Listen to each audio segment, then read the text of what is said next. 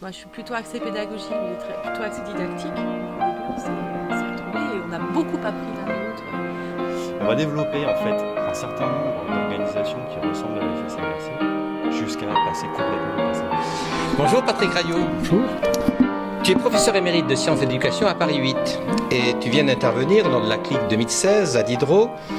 Dans ta conclusion, tu poses le problème du dedans et du dehors de l'école comme étant fondamental. Est-ce que tu pourrais nous expliquer cela ?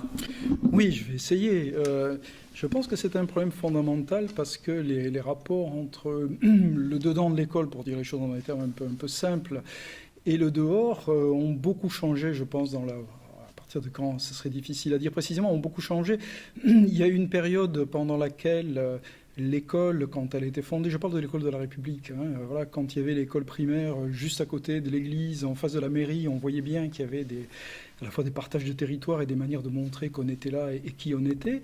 Donc cette école, elle était fermée sur elle-même pour protéger les futurs petits citoyens, les laisser se développer à l'abri des influences éventuellement néfastes de la société environnante. C'est une espèce de pépinière. Et les buts premiers, parce que ça bougeait après, de l'école publique, c'était de former de futurs citoyens. Voilà.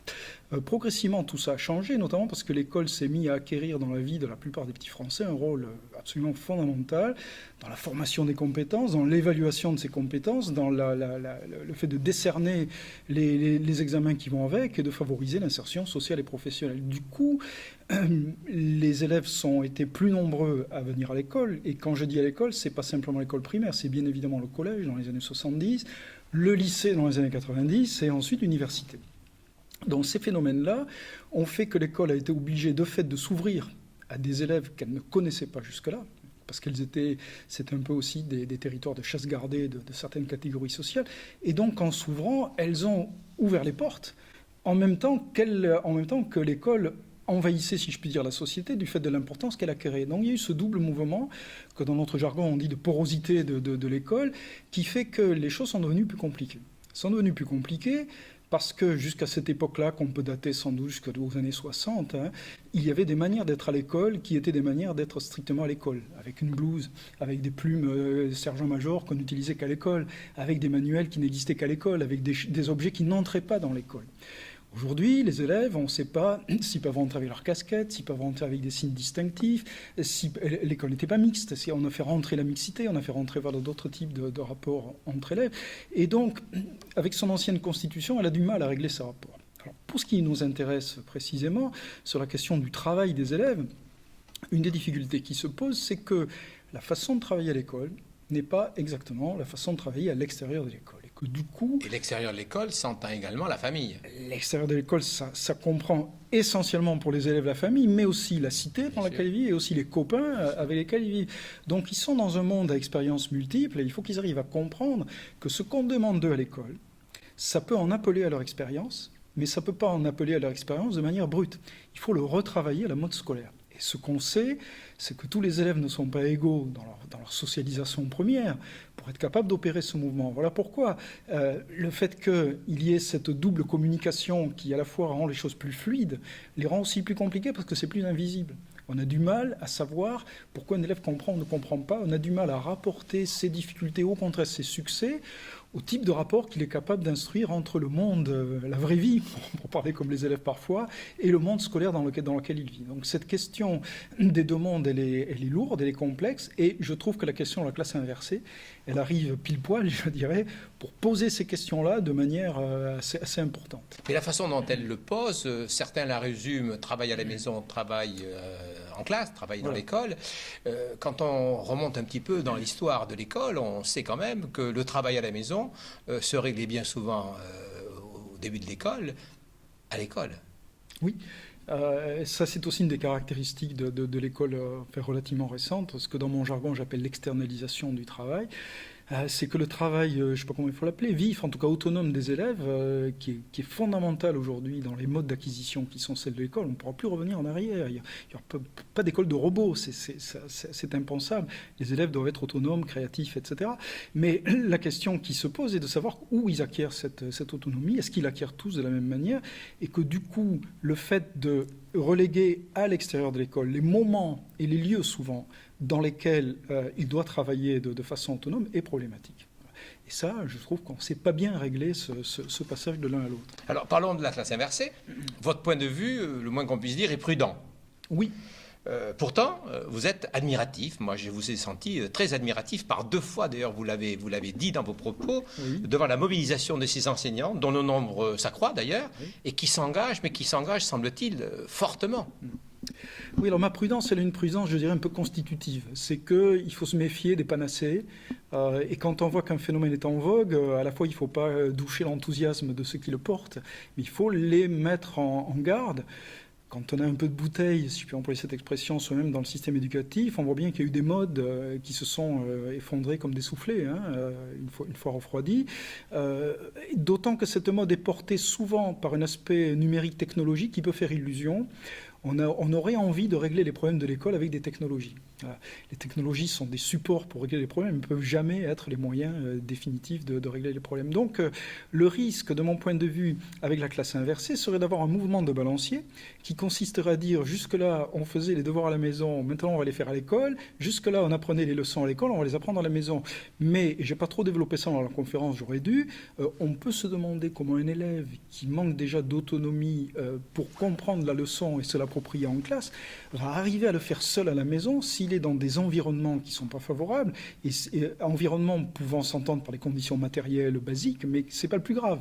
L'environnement, c'est la nourriture intellectuelle qu'il peut recevoir et le fait qu'il peut y avoir des expériences concurrentes de l'expérience scolaire, voire des façons de comprendre le monde scolaire de la part des parents qui sont erronées par rapport aux vraies attentes de l'école. Et vous le dites, mais pourtant vous le dites vous-même, il ne saurait y avoir et dans le propos d'ailleurs des adeptes, pour utiliser un discours un petit peu particulier, il n'y aurait pas une classe inversée, il y aurait des formes de classe inversée qui laissent supposer qu'effectivement l'ensemble de la problématique des apprentissages est au moins appréhendée sous des angles multiples. Voilà, moi c'est ce qui m'a bien plu et je dirais d'une certaine manière rassuré dans la conférence que j'ai entendue hier et les ateliers auxquels j'ai participé, c'est que la pluralisation de la classe inversée, le fait de dire qu'il y a plusieurs classes inversées, oui en effet ça ne fait plus apparaître comme une sorte de remède universel, cette espèce d'aller-retour du genre, comme on a tout essayé, on va essayer l'autre extrême, ce qui est parfois un raisonnement qui prévaut, y compris dans d'autres sphères.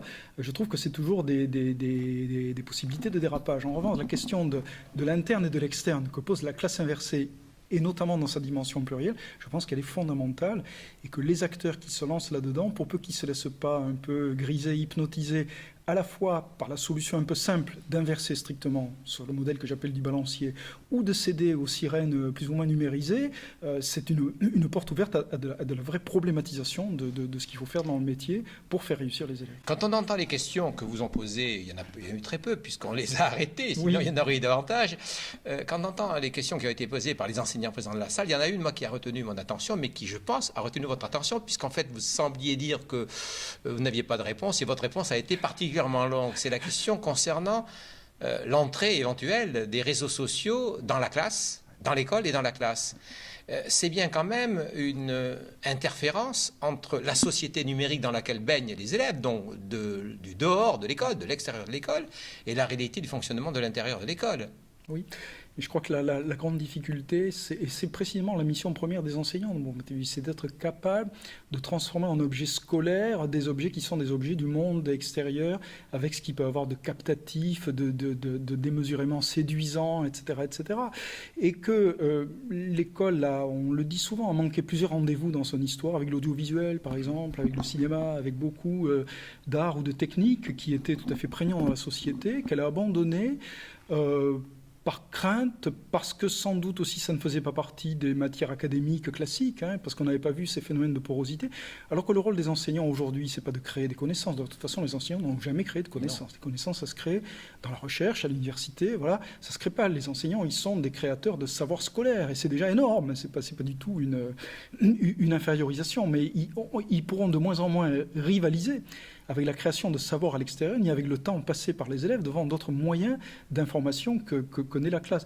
Et donc là, je dirais comme avant, mais sans doute encore plus qu'avant, leur mission, c'est d'être capable de scolariser ces objets et de toujours instiller l'esprit critique. C'est la dent d'or de Fontenelle, allons voir, on nous parle d'une dent d'or, allons voir si c'est vraiment de l'or. Je crois qu'il faut demander aux moyens numériques si c'est vraiment de l'or, qu'est-ce qu'ils ont à nous dire, et les réseaux sociaux, avec leur aspect aussi de pouvoir colporter des rumeurs, etc. C'est des moyens précieux pour les démonter et être capable de faire une œuvre critique et réflexive. Vous sembliez dire que le métier d'enseignant est malade. Comment soigner le métier? Oui, je pense que d'habitude on dit que les enseignants sont malades. Il y a des bouquins qui paraissent sur les enseignants, la souffrance au travail, etc. Et je crois que c'est vrai.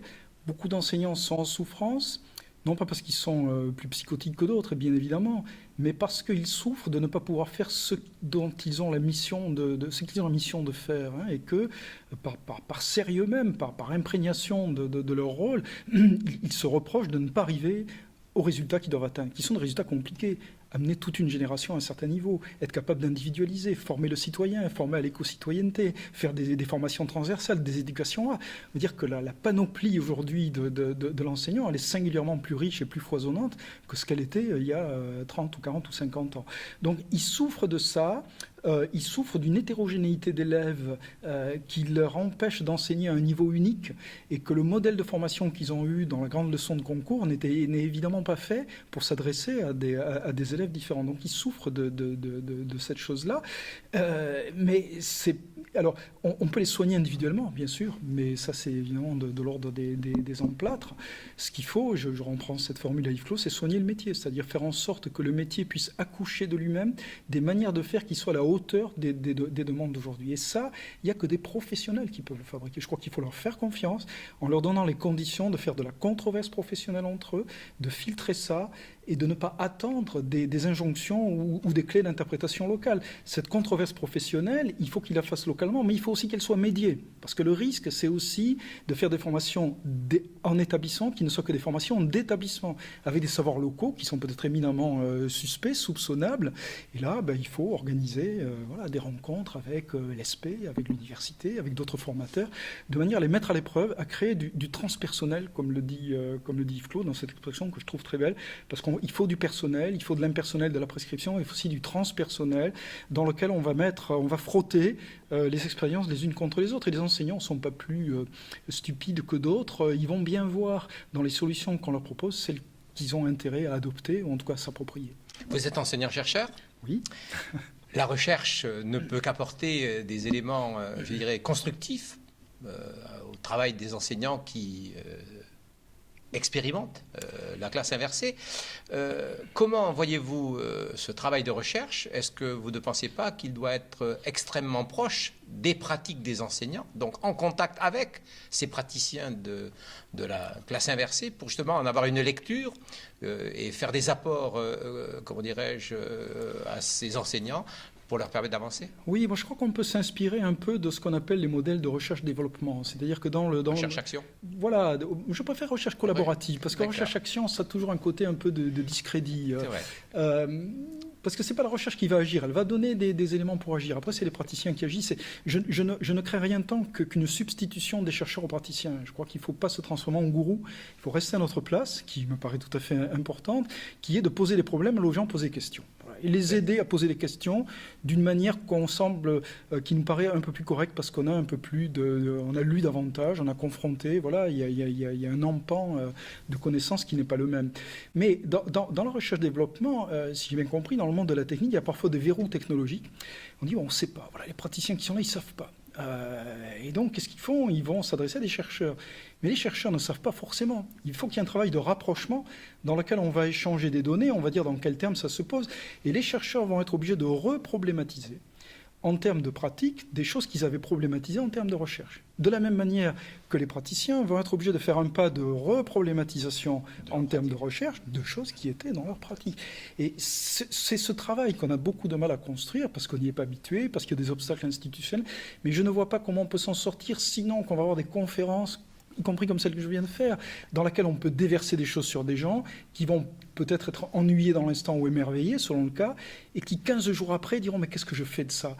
C'est un travail sur la durée, c'est un travail collaboratif. Voilà pourquoi l'idée de recherche collaborative me paraît intéressante. Aider les gens à construire des indicateurs de leur activité, par exemple, ça me paraît tout à fait intéressant.